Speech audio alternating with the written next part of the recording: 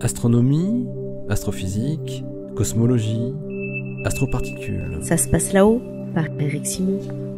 Le 22 septembre 2017, un neutrino très énergétique a été observé par le détecteur géant IceCube, pour la première fois en coïncidence avec une éruption de rayons gamma observée par le détecteur spatial Fermi-LAT, en provenance d'un blazar nommé TXS 0506 plus 056.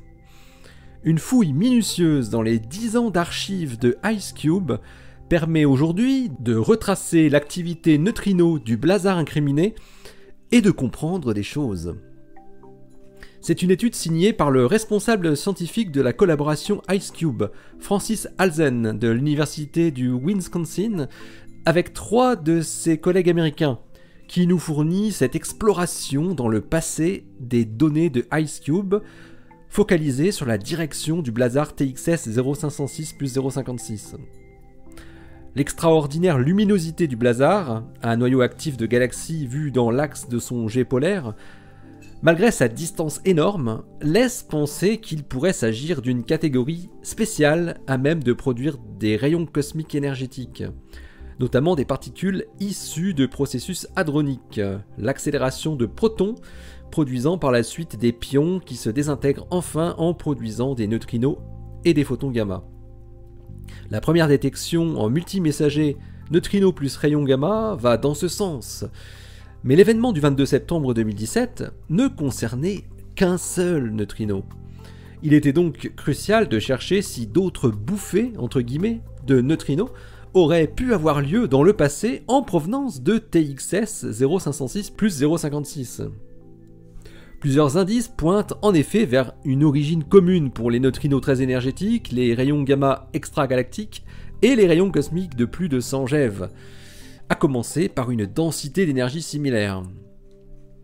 Francis Halzen et ses collègues ont donc réanalysé 10 ans de données enregistrées par IceCube en sélectionnant précisément une direction d'arrivée des neutrinos correspondant à la direction du blazar TXS 0506 plus 056. Et bingo! Les chercheurs ont découvert l'existence d'une très nette augmentation du flux de neutrinos, qui a duré 110 jours en 2014, provenant de la direction de TXS 0506 plus 056.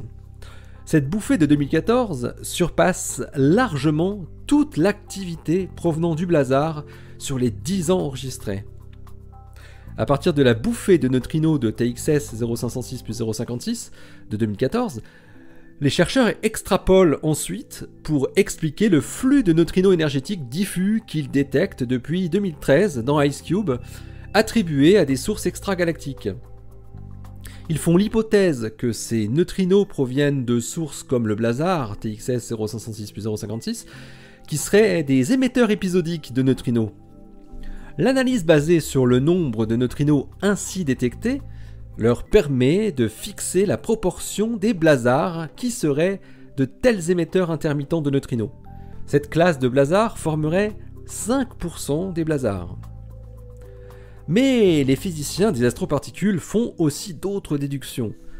Le flux de rayons cosmiques requis pour produire les neutrinos observés implique des sources de neutrinos très efficaces dans un environnement qui doit être très peu transparent pour les rayons gamma de haute énergie. Cette opacité de la source est nécessaire pour expliquer l'absence relative de rayons gamma observés en coïncidence avec la longue éruption de 2014.